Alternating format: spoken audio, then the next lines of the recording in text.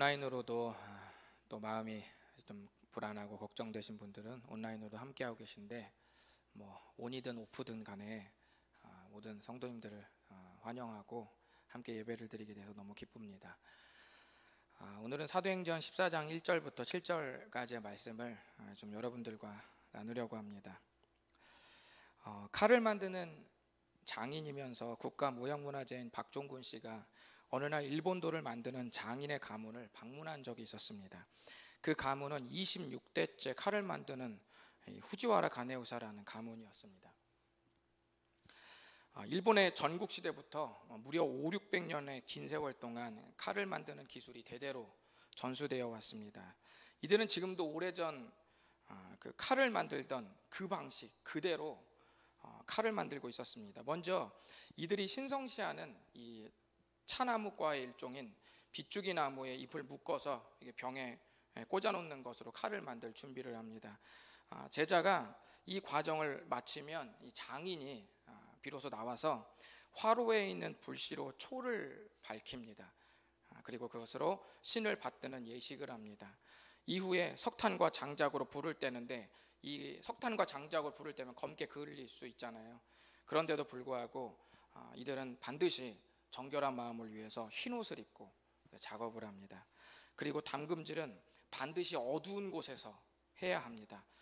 달궈진 철의 색깔을, 미묘한 색깔의 변화를 보면서 담금질을 해야 되기 때문에 칠흑같이 어둡게 해놓은 다음에 담금질을 합니다. 그리고 온도는 반드시 800도씨에서만 해야 됩니다. 이 외에도 이들은 까다로운 공정을 계속 소화하면서 한 달여 기간의 이 시간 동안 칼을 만듭니다. 이 과정 중에 조금이라도 문제가 생겨서 미세한 칼에 흠집이라도 나면 그 칼은 수주일을 공들였다 할지라도 곧바로 폐기 처분됩니다. 26대째 내려오는 칼을 만드는 이 기술은 칼을 만드는 그 방식에서 나오고 있었습니다. 어쩌면 이런 장인의 이 정신, 그 비슷한 그 무언가가 이 시대를 사는 그리스도인들에게도 좀 필요하지 않을까 생각해 봅니다. 우리 안에서 꿈틀대는 어떤 이 믿음의 능력은 어떤 우리가 큰 계시를 받는다거나 어떤 우리가 그 예언을 받는 한 순간에서 주의 능력이 임하는 것이 아니라, 예수님을 믿고 난 후에 세상의 발걸음을 믿음으로 한 걸음 한 걸음씩 떼내는 그 믿음의 방식에서 하나님의 능력이 임재한다는 것을 여러분이 꼭 아셨으면 좋겠습니다. 이 말씀을 함께 나누시면서 세대가 변하고 시대의 흐름이 달라져도 여전한 방식으로, 믿음의 방식으로 세상을 사는 그리스도인으로 여러분이 한번 다짐해보는 그런 시간이 되시기를 바랍니다. 바나바와 바울은 갈라디아 지역 안에 속한 비시디아 안디옥이라는 곳에서 복음을 전하다가 유대교를 신봉하던 유대인들의 불의한 계략으로 쫓겨났습니다. 저번 주 말씀드렸습니다. 오늘의 이야기도 그렇게 다르지 않습니다. 쫓겨나서 도착한 곳은 이고니온이라는 곳입니다. 이 도시는 이전의 비시디아 안디옥에서 약 140km 정도를 떨어진 그런 도시입니다. 그러니까 쫓겨나서 비시디아 안디옥에서 140km를 떨어져 있는 이곤이라는 도시로 이 도망을 나온 것이죠. 이곳에서도 바나바와 바울은 복음을 전하다가 또 쫓겨납니다. 그래서 어디로 향하냐면 루스드라와 더베라는 이 세 번째와 네 번째 장소로 그렇게 쫓겨납니다. 오늘 내용을 한마디로 요약하면, 오늘 1절부터 7절까지의 말씀을 제가 들려드릴 텐데, 이 말씀을 그냥 한마디로 우리 요약하면 어떤 이야기냐? 쫓겨나고 또 쫓겨났다. 이게 한마디로 1절부터 7절까지의 이야기입니다. 계속 쫓겨나는 이야기예요. 그러나 계속 쫓겨다니고 있는 바나바와 바울의 이 이야기를 통해서 오늘 주님은 저와 여러분에게 굉장히 소중한 당부를 말씀하십니다. 그 당부 무엇이냐면, 아무리 힘들어도 그리스도인답게 그 방식 그대로 계속 살아가자는 거예요. 그것이 오늘 주님이 우리에게 당부하는 부탁입니다. 오늘 설교 제목이 여전한 방식입니다. 우리 아무리 힘들어도 여러분 방향 바꾸지 말고, 더 좋은 것 있는지 곁눈질 하지 말고, 왔던 곳 한 번쯤 곁길로 갔던 곳 다시 되돌아보지 말고, 지금까지 여러분 믿음으로 그리스도인으로 살아왔던 예수님 방식, 성경의 방식대로 계속 참 가셨으면 좋겠습니다. 그리고 아직까지 구원의 확신이 없거나 예수님을 잘 모르고 하나님을 잘 모르는 분도 저희 교회를 계속 1년, 2년 또는 몇 달씩 다니시면서 그분을 알기 원하는데 그분을 알기 원하는 그 삶의 그 방식 계속 유지하시기를 바랍니다. 언젠가는 주님과의 만남이 반드시 있을 줄 믿습니다. 본문에 비시디아 안디옥에서 쫓겨난 후에 갔던 이고니온이라는 곳에서, 이 도시에서 바나바와 바울은 무엇을 했을까요? 1절을 읽어보겠습니다. 시작. 이에 이고니온에서 두 사도가 함께 유대인의 회당에 들어가 말하니 유대와 헬라의 허다한 무리가 믿더라. 아멘. 바나바와 바울이 이고니온이라는 도시에 도착했을 때 어디를 방문했는가에 주목해 보시기 바랍니다. 어디에 방문했습니까? 유대인의 회당에 방문했다고 말씀합니다. 회당에 가서 말했다는 것은 유대인들이 모여있는 곳에 가서 복음을 전했다는 말이에요. 이전에 유대인들에게 비시디아 안디옥에서 복음을 전했을 때 어떤 위협에 처했는지 바나바와 바울은 온몸으로 경험했어요. 그러니까 새로운 곳에 오면 복음을 전하는 것을 좀 주저해야 되잖아요. 이제 좀 그렇게 하던 삶을 좀 정리해야 되잖아요. 그래야 자기들이 위협을 받지 않을 텐데 이고니온이라는 곳에 가서도 유대인의 회당에 찾아가서 여전히 하나님의 말씀을 전하고 있는 바나바와 바울을 지금 보고 있습니다. 이들이 어떻게 됐을까요? 뭘 어떻게 돼요? 또 복음 전했으니까 또 어떻게 되겠어요? 또 위협을 받는 것이죠. 2절을 한번 읽어보겠습니다. 2절 시작. 그러나 순종하지 아니하는 유대인들이 이방인들의 마음을 선동하여 형제들에게 악감을 품게 하거늘. 아멘. 이전에서도 그 유대인 그놈들이 이제 누군지 모르겠지만은 거기 살던 꼭 유지들을 선동해서 그 바나바 바울과 오해를 빚게 하고 악감정을 갖도록 만들었는데, 역시나 이고니온이라는 곳에 여기서도 똑같은 방법으로 괴롭힙니다. 바나바와 바울도 여전한 방식으로 나아가지만 재미있는 사실은 못된 놈도 여전한 방식으로 못되게 구는 거예요. 똑같은 방식으로 못되게 굽니다. 그래서 바나바와 바울은 결국 또 쫓겨납니다. 6절과 7절을 읽어보겠습니다. 오늘의 이야기가 이렇게 끝이진 않은데요, 읽어봅니다. 시작. 그들이 알고 도망하여 루가오니아의 두 성 루스드라와 더베와 그 근방으로 가서 거기서 복음을 전하니라. 아멘. 루스드라와 더베라는 지역으로 도망을 갔다고 했는데 거기서 또 뭐예요? 복음을 전하니라. 여러분, 다음에 보면 우리가 8절부터 루스드라와 더베에서 있었던 이야기가 나올 텐데 거기서 위협을 받을까요? 안 받을까요? 또 받죠. 또 그러면 또 받는 거예요. 여러분, 이야기는 계속 이렇게 진행이 됩니다. 또 복음 전하죠. 여전한 방식의 삶을 계속합니다. 아마도 이들은 또 똑같은 방식으로 또 위험을 당할 거예요. 바나바와 바울이 여러분 바보입니까? 바보예요. 유대교를 믿는 유대인들에게 복음을 전해서 죽을 뻔했으면 좀 조심해야 되잖아요. 이젠 좀 예수님 믿는다는 것 좀 감추고, 직장 다녀서 예수님 믿는다고 말해서 좀 손해봤으면 이제 좀 감추고, 집사 딱지 좀 신분 좀 감추고, 장로 신분 좀 감추고, 또 목사라는 것 좀 감추고, 그렇게 좀 하면 얼마나 자유롭게 할 수 있겠습니까? 제 카페에서 종종 청년들하고 얘기하다가 좀 너무 얘기가 과열되고 그러면 나한테 목사님이라고 하지 말아라고 이제 말할 때가 있어요. 왜 그러냐면 제가 행동에 제약을 받기 때문에 그렇습니다. 저도 좀 자유롭고 싶어서. 그러니까 좀 복음을 좀 감추고, 좀 그런 신분 좀 티 좀 안 내면 좀 편한데, 조금 막 갈 수도 있고 여러 가지로 편한데, 바나바와 바울이 바본가요? 왜 또 똑같은 방식으로 복음을 전하면서 왜 위험을 또 자초하고 있는 모습을 우리가 성경 속에서 보게 됩니다. 사람이 계속되는 반대와 여러분 저항을 경험하면 어떤 일이 일어납니까?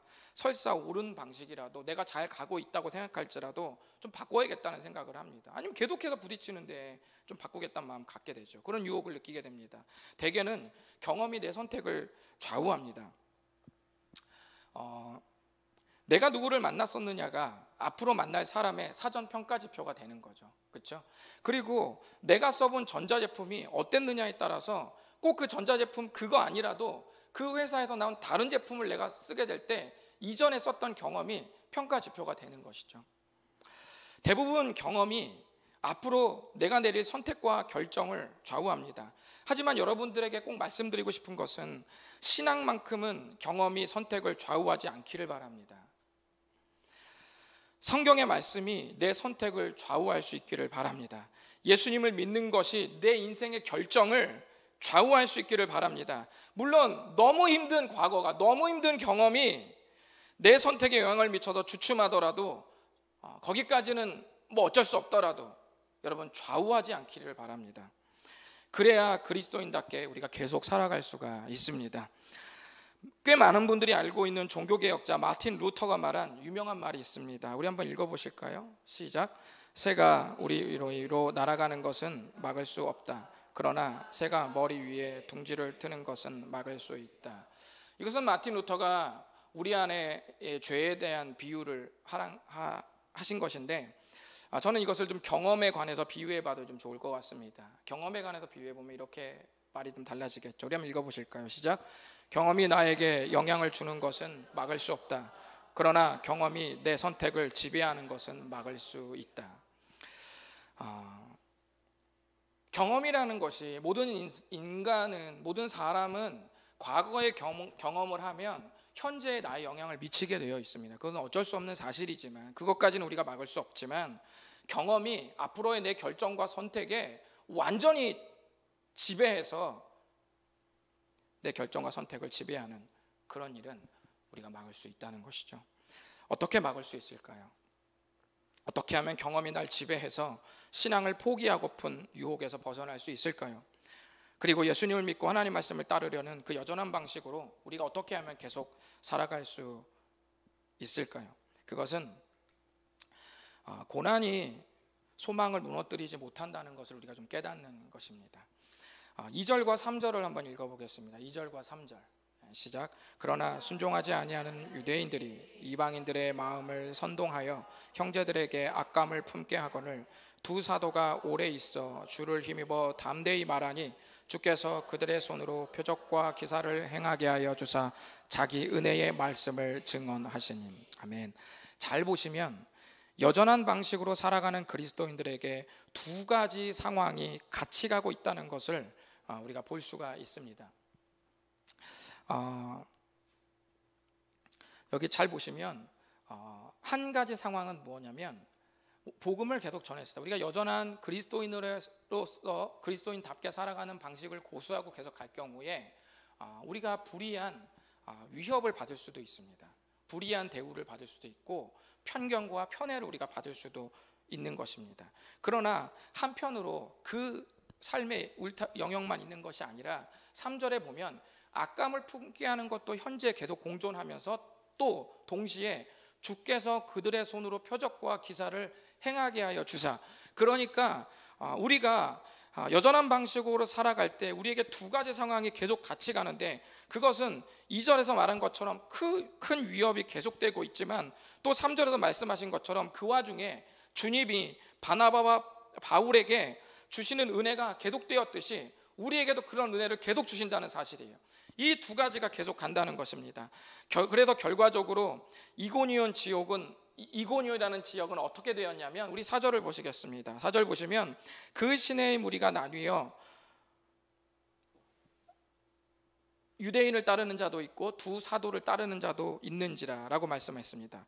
그러니까 이고니온이라는 곳에서 어떤 일이 벌어졌냐면, 결과적으로 은혜를 받은 사람들의 한 부류가 있었고, 이들은 당연히 바나바와 바울을 돕겠죠. 그를 따르겠죠. 그리고 또 한 부류는 유대인을 따르는 무리들이 생겼다는 거예요. 이들은 어떻게 하겠어요? 바나바와 바울을 적대시하는 부류가 또 될 것이죠. 적대시하는 이 부류는 계속해서 바나바 바울을 위협하기 시작합니다. 그래서 5절을 보시면 이방인과 유대인과 그 관리들이 두 사도를 모욕하며 돌로 치려고 달려드니, 그러니까 죽이려고, 정말 살인을 저지르려고 굉장히 큰 위협과 위기에 처하게 된 거죠. 5절을 보면 유대인과 그들을 따르는 이방인 그리고 관리들이 두 사도를 죽이려고 했다고 말씀합니다. 오늘날 우리가 신앙생활을 하면서 살해의 위협을 당하는 일은 거의 없지만 우리도 다양한 삶의 자리에서 신앙을 위협받으면서 살아가고 있습니다.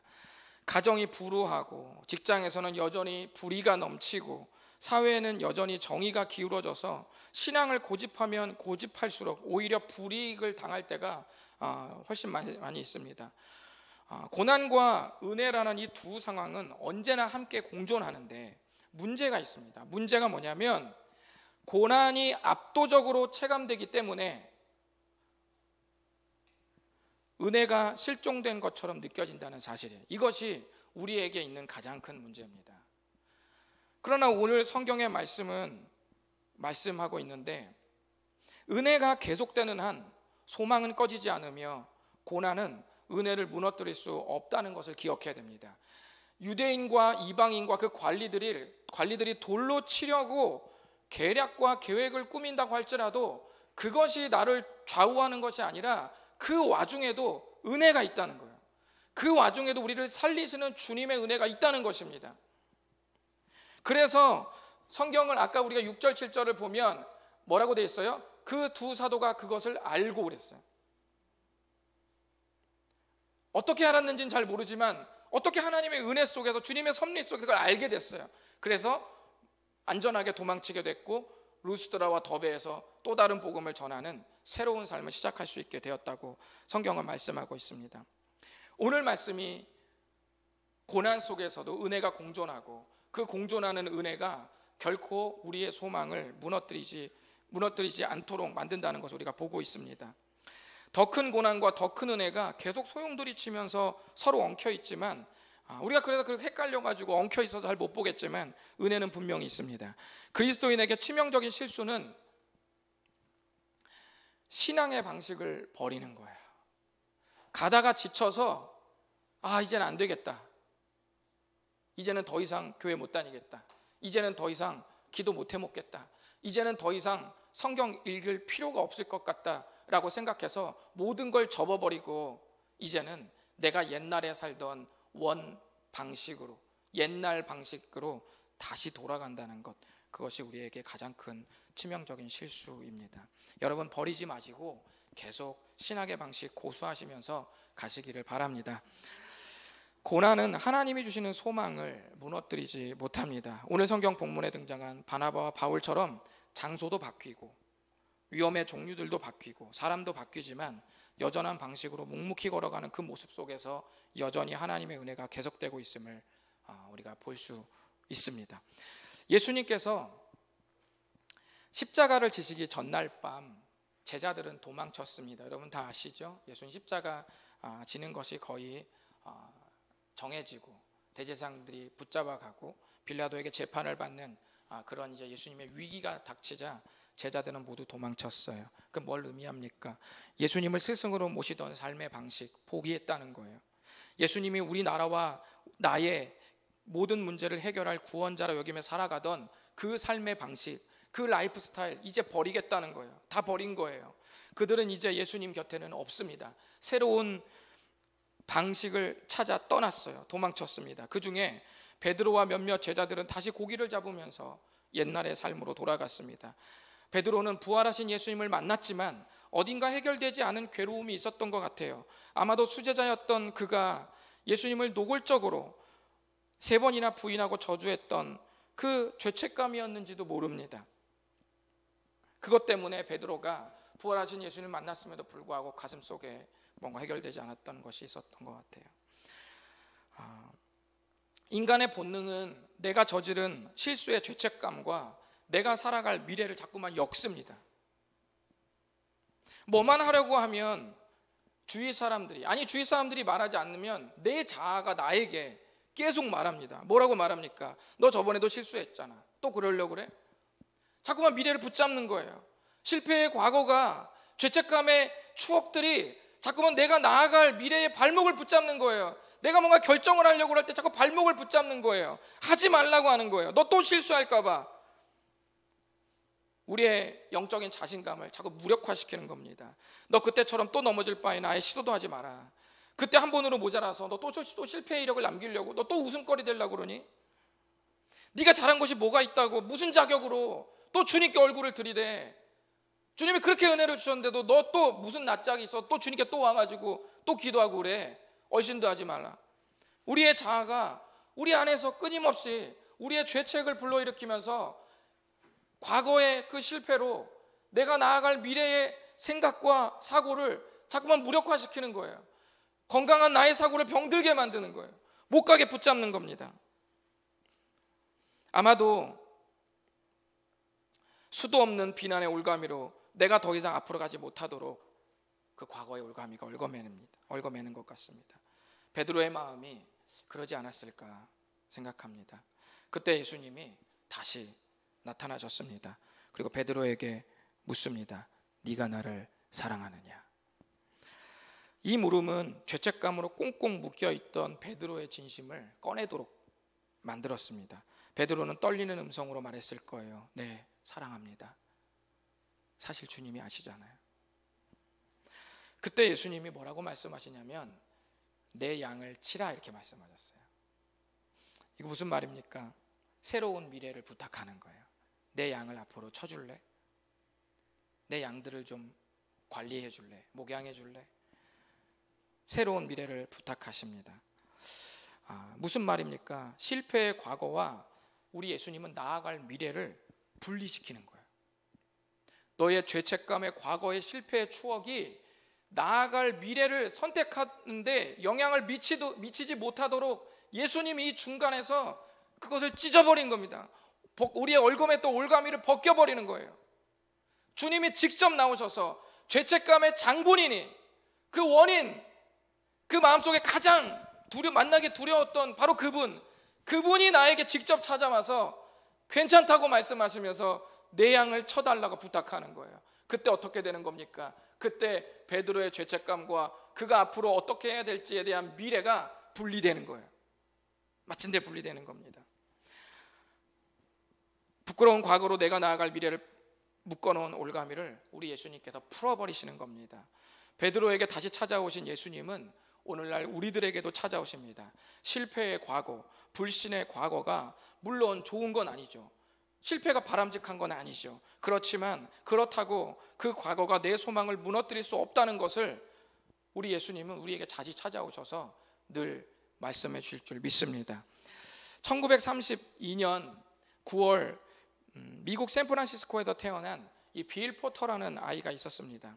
태어날 때부터 뇌손상을 입어서 뇌성마비 장애인일 뿐만 아니라 이 오른손을 쓰지 못했고 등과 어깨가 굽어 있어서 걷는 것도 굉장히 불편했습니다. 고등학교를 졸업한 이후에 취업문을 두드렸지만 그가 가진 이 외모와 또 장애와 이 불구 때문에 매번 퇴짜를 맞았습니다. 어느 날 생활 필수품을 판매하는 이 미국의 와킨스사의 영업사원으로 지원했지만 어떻게 됐겠어요? 역시나 떨어졌겠죠. 영업사원이면 인물이 좋아야죠. 훤칠해야죠. 그래야 신뢰도 주고 물건도 팔 텐데 쩔뚝쩔뚝거리고 오른손을 쓰지 못하고 한쪽 입술이 축 처져서 장애가 가득한 그 빌 포터를 와킨슨사가 영업사원으로 뽑을 리가 없지요. 그런데 평생 신앙의 어머니가 자기에게 가르쳐준 한 단어가 있었어요. 평생 동안 어머니가 계속 가르쳐준 한 단어, 그것이 뭐였냐면 인내였습니다. 그러니까 이 어머니가 이 퇴짜를 맞고 사무실을 나오는 빌 포터를 계속 권면하는 거예요. 다시 찾아가라고. 이 엄마의 응원에 힘입어서 이 빌 포터가 퇴짜를 놓은 사무실로 다시 들어가서 뭐라고 말하냐면 영업사원들이 가장 기피하는 지역에서 내가 영업을 한번 해보겠다. 그것까진 괜찮지 않냐 라고 해서 마침내 와킨슨사의 영업사원으로 취직을 합니다. 그래서 그가 이제 발령받은 곳이 미국 오리건주의 포틀랜드의 굉장히 서민주택가, 아무도 그 물건을 사지 않는 서민주택가에 빌 포터가 이 방문 판매를 시작했습니다. 끊임없는 냉대와 거절과 문전박대가 일상이었어요. 계속되는 패배와 편견의 경험이 그에게 쌓이기 시작했습니다. 이제 그에게 쌓인 편견과 거부와 문전박대 경험이 너무 많아서 이제는 그가 앞으로 나아가는데, 이제 미래를 결정하는데 영향을 미칠 만큼 극심한 그의 패배의 경험들이 쌓이기 시작했습니다. 그리고 설상가상으로 자신을 돌보던 어머니마저 세상을 떠나게 되었습니다. 그러나 생전에 어머니가 믿음으로 가르쳐준 유일한 한 단어, 인내라는 이 한 단어를 가슴에 새기면서 패배와 편견의 경험 속에서 계속 앞으로 나아갑니다. 거절의 경험이 계속 쌓였지만 포기하지 않고 여전한 방식으로 매일 똑같이 나아갑니다. 매일 아침 4시 45분이 되면 어김없이 일어나서 쓸 수 없는 오른손을 등 뒤로 감추고, 그리고 쓸 수 있는 왼손으로 무거운 서류 가방을 들면서 매일매일 그 포틀랜드 서민주택가를 15km 이상을 걸어 다니면서 계속 방문 판매를 시작합니다. 그리고 빌 포터가 영업사원이 된 지 24년이 지나서 마침내 와킨슨사에서 올해 판매왕으로 그가 발탁이 됩니다. 그리고 놀라운 것은 뭐냐면 1965년에 그가 와킨슨사에 입사해서 영업을 한 이래로 그가 세운 이 올해 판매왕이 되었던 그 영업 실적은 지금까지도 깨지지 않고 있습니다. 빌 포터는 그가 받는 수도 없이 쌓였던 거절의 경험을 어떻게 여겼냐면 더 좋은 상품을 가지고 다시 와주세요라는 신호로 여겼다고 말했습니다. 빌 포터는 24년간 받은 거절의 경험이 저는 우리들에게도 때때로 많이 있지 않나 생각해 봅니다. 거절받고 무시받는 현실, 잠시도 쉼이 없는 현실에서 신앙생활을 이제는 좀 내려놓고 싶을 만큼의 그런 실패와 거절과 그런 아픔의 과거가 우리에게 축적될 수 있어요. 우리에게도 그런 과거가 쌓여 있을 수 있습니다. 우리는 그래서 살면서 신앙의 슬럼프를 경험합니다. 교회를 다녀도 또 예수님을 믿어도 아무 일도 일어나지 않는 것 같아서 이제는 새로운 삶의 방식을 고민하고 좀 새롭게 다른 방식으로 좀 살고자 이 신앙의 길을 떠나고 싶어하는 마음이 생길지도 모릅니다. 귀찮은데 교회도 가지 말자, 시간도 없는데 기도하지 말자, 졸리기만 한데 성경 보지 말자, 무력한 현실에 오르는 경험이 충분히 그런 마음을 유발할 수 있지만 여러분 잊지 마십시오. 고난은 소망을 무너뜨릴 수 없습니다. 여러분, 하나님의 능력은 신비한 체험과 특별한 기적에서 오는 것이 아니라 여러분이 지금까지 한 걸음 한 걸음 걸어왔던 그 예수님을 믿는 마음으로 묵묵히 걸어왔던 그 여전한 신앙의 삶의 방식에서 비로소 하나님의 능력이 임재한다는 사실 잊지 마시기를 바랍니다. 기도하겠습니다. 우리 이 시간에 좀 눈을 감고 빌 포터와 같은 과거의 그런 거절과 실패의 경험들, 아마도 우리에게 있지 않을까 생각합니다. 그럴 때마다 내가 걷는 이 길 좀 내려놓고 싶고, 그럴 때마다 신실하게 살고자 했던 내 마음 이제는 좀 다 내려놓고 좀 비포장도로로 막된 곳으로 반항심에 좀 내가 달려가고픈 그런 마음이 우리에게 들 때가 누구나 있습니다. 저부터 여러분까지 누구나 그럴 때가 있습니다. 그러나 오늘 사도행전에서 이고니온이라는 도시에서 일어났던 이 일들을 보면서 악조건의 그 고난의 위협 속에서도 하나님의 은혜가 여전히 공존하고 있음을 우리는 다시금 바라봅니다.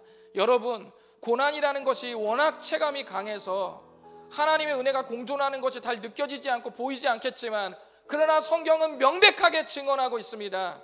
고난 속에서도 하나님의 은혜는 계속되고 있으며 그 계속되는 은혜가 결코 우리의 소망이 무너뜨리지 않도록 계속 도우신다는 사실을 분명히 말씀하고 있습니다.